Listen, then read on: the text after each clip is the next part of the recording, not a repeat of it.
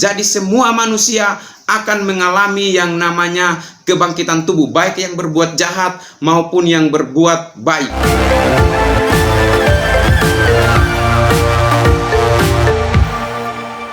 Oke, shalom Bapak Ibu Saudara-saudara yang terkasih dalam nama Tuhan Yesus. Puji Tuhan, hari ini kembali kita belajar bersama-sama tentang kebenaran firman Tuhan. Dan hari ini kita belajar dengan satu perikop yang sangat menarik, yaitu kebangkitan tubuh. Ya, seberapa banyak dari kita yang mengerti dan memahami tentang kebangkitan tubuh? Ya, tentu banyak sekali dalam Alkitab membahas tentang kebangkitan tubuh, tetapi hari ini kita akan membahas dalam kitab Injil. Nah, saudara-saudara, pertanyaannya, benarkah ada kebangkitan tubuh? Ya, mari kita buka bersama-sama di dalam Yohanes 5 ayat 28 sampai ayat yang ke-29. Saya akan membacakan kebenaran firman Tuhan ini bagi kita semua. Yohanes 5 ayat 28 sampai 29. Janganlah kamu heran akan hal itu, sebab saatnya akan tiba bahwa semua orang yang di dalam kuburan akan mendengar suaranya, dan mereka yang telah berbuat baik akan keluar dan bangkit untuk hidup yang kekal, tetapi mereka yang telah berbuat jahat akan bangkit untuk dihukum. Demikianlah firman Tuhan, saudara-saudara yang terkasih. Nah, benarkah ada kebangkitan tubuh? Ya, kebangkitan Tuhan Yesus memberi bukti dari kebangkitan tubuh kita. Jadi kebangkitan Tuhan Yesus memberi bukti bagi kebangkitan tubuh kita. Karena Yesus bangkit, maka kita pun akan bangkit. Ya, pertanyaan, benarkah ada kebangkitan? Yang pertama adalah karena Yesus bangkit, itu memberikan bukti bahwa kebangkitan tubuh kita. Nah, saudara-saudara, yang kedua, Yesus mengajarkan tentang adanya kebangkitan. Ya, sebelum Yesus mati di salib, Yesus sudah mengajarkan kepada murid-murid dan banyak orang bahwa dia akan mati dan akan dibangkitkan pada hari yang ketiga. Kemudian Petrus dan Yohanes pun mengajarkan tentang kebangkitan tubuh. Kalau Bapak Ibu Saudara-saudara membaca di dalam Kisah Para Rasul 4 ayat yang pertama sampai seterusnya, Bapak Ibu akan mendapati di situ pada waktu itu Petrus dan Yohanes ditangkap karena mengajarkan tentang di dalam Yesus ada kebangkitan tubuh. Nah, kemudian siapa lagi yang mengajarkan tentang adanya kebangkitan tubuh? Yaitu Paulus. Dalam tulisan-tulisan dan surat-suratnya yang sangat banyak, dia menulis tentang adanya kebangkitan tubuh. Seperti apakah kehidupan pada waktu kebangkitan itu? Nah, itu bukti-bukti yang sudah saya berikan kepada kita tentang adanya kebangkitan. Kemudian kita bertanya, seperti apakah kehidupan pada waktu kebangkitan itu, saudara-saudara? Nah, yang pertama, tidak kawin dan dikawinkan. Kalau saudara-saudara membaca dalam Matius 22 ayat 30, di situ ada orang-orang Saduki yang tidak mempercayai adanya kebangkitan tubuh, sehingga mereka datang dan mencoba Yesus. Mereka menanyakan, bagaimana kalau seseorang yang menikah kemudian tidak memiliki keturunan dan dia meninggal, maka adiknya harus melanjutkan itu, dan seterusnya dan seterusnya dan seterusnya sampai 7 kali. Kemudian mereka bertanya kepada Yesus, jika ada kebangkitan nanti di dalam surga sana, siapakah yang menjadi suami istri tersebut? Kemudian Yesus menjawab mereka, kamu sesat. Ketika kebangkitan nanti tidak ada dikawinkan maupun kawin mengawin, tidak ada. Jadi yang kehidupan baru itu, kebangkitan itu tidak kawin dan tidak dikawinkan. Nah, kemudian yang kedua, mempunyai hidup yang kekal. Jadi berbeda dengan hidup kita sekarang. Ketika kita sudah berada di kehidupan yang baru itu, kebangkitan itu, kita memiliki hidup yang kekal. Kita tidak bisa mati lagi. Nah, kemudian apa lagi? Makan dan minum. Jadi ketika kita berada di dalam kehidupan yang baru itu, kebangkitan tubuh itu, kita masih tetap bisa makan dan minum.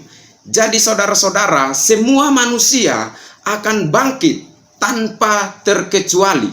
Semua manusia akan bangkit tanpa terkecuali. Teks ini merupakan percakapan antara Yesus dan orang-orang Yahudi, di mana Yesus menyembuhkan orang yang telah sakit selama 38 tahun. Kalau saudara-saudara lihat di ayat-ayat sebelumnya di pasal 5 ayat 5, dan orang-orang Yahudi meributkan hal itu dan mereka menyalahkan Yesus bahwa dia menyembuhkan orang di hari Sabat. Mereka berusaha menganiaya Yesus karena Yesus melakukan hal-hal itu pada hari Sabat. Ayat yang ke-16 itu saudara-saudara, tetapi Yesus menjawab mereka, Bapakku bekerja sampai sekarang, maka aku pun bekerja juga sampai sekarang. Namun orang-orang Yahudi itu tidak percaya. Kemudian Yesus bersaksi tentang dirinya di pasal selanjutnya, sampai kepada dia mengatakan di ayat 28 dan 29 itu dia mengatakan bahwa janganlah kamu heran akan hal itu. Ini adalah sebagian dari kesaksian Yesus tentang dirinya. Sebab saatnya akan tiba bahwa semua orang yang di dalam kuburan akan mendengar suaranya, dan mereka yang telah berbuat baik akan keluar dan bangkit untuk hidup yang kekal, tetapi mereka yang telah berbuat jahat dan akan bangkit untuk dihukum. Jadi semua manusia akan mengalami yang namanya kebangkitan tubuh, baik yang berbuat jahat maupun yang berbuat baik. Nah saudara-saudara, jika semua kita dibangkitkan, apa yang perlu kita lakukan untuk tidak dihukum atau untuk mendapatkan kehidupan kekal itu? Apa yang harus kita lakukan sehingga kalau kita bangkit nanti, karena semua manusia mengalaminya, tidak mendapatkan hukuman, melainkan kita mendapatkan hidup yang kekal. Saudara-saudara, apa yang harus kita lakukan? Yang pertama yang saya ingin bagikan kepada kita adalah percaya kepada Tuhan Yesus. Mari kita perhatikan ayat yang ke-24 saudara-saudara, Yohanes 5 ayat 24, saya bacakan bagi kita. Aku berkata kepadamu, sesungguhnya barang siapa mendengarkan perkataanku dan percaya kepada Dia yang mengutus aku, ia mempunyai hidup yang kekal dan tidak turut dihukum, sebab ia sudah pindah dari dalam maut ke dalam hidup. Nah, jadi poin pertama bagi kita adalah percaya kepada Yesus. Yesus berkata, barang siapa mendengar atau percaya perkataanku, perkataan Yesus, ia mempunyai hidup yang kekal, tidak turut dihukum, sebab ia telah pindah dari maut ke dalam hidup. Nah, jadi saudara-saudara, apa yang harus kita lakukan? Karena semua manusia akan dibangkitkan, yang berbuat jahat akan dihukum, dan yang berbuat baik akan mendapat hidup yang kekal. Apa yang harus kita lakukan? Percaya kepada Tuhan Yesus. Itu poin yang pertama saudara-saudara. Yang kedua, melahirkan buah-buah yang baik. Ayat yang ke-29, dan mereka yang telah berbuat baik akan keluar dan bangkit untuk hidup yang kekal, tetapi mereka yang telah berbuat jahat akan bangkit untuk dihukum. Jadi poin kedua adalah melahirkan buah-buah yang baik. Jadi ayat 29 itu mengatakan bahwa orang yang berbuat baik akan mendapatkan hidup yang kekal, sedangkan yang berbuat jahat akan dihukum. Nah saudara-saudara, bukan saja kita hanya percaya saja kepada Tuhan Yesus, tadi poin yang pertama, tetapi kita juga melakukannya dalam tindakan kita sehari-hari. Orang di luar Tuhan Yesus tidak mampu melakukan hal-hal yang baik.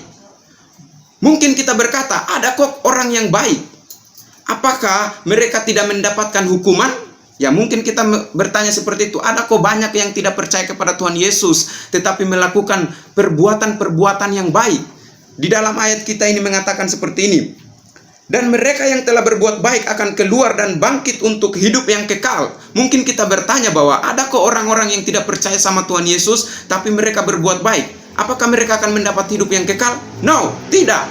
Orang di luar Tuhan Yesus tidak akan mendapatkan hidup yang kekal. Karena poin pertama kita adalah percaya dulu kepada Tuhan Yesus, baru kita melakukan yang baik melalui tindakan kita. Jadi orang di luar Tuhan Yesus yang tidak mendapatkan syarat pertama ini, yaitu percaya kepada Tuhan Yesus, tetapi melakukan hal yang baik, tidak akan mendapatkan hidup yang kekal. Karena hanya melalui Tuhan Yesus saja. Jadi kita harus percaya dulu kepada Tuhan Yesus. Kemudian melalui kepercayaan kita itu, kita melahirkan buah-buah yang baik. Sehingga kita pasti akan mendapatkan hidup yang kekal. Pasti dapat karena harus percaya dulu. Kita harus percaya dulu.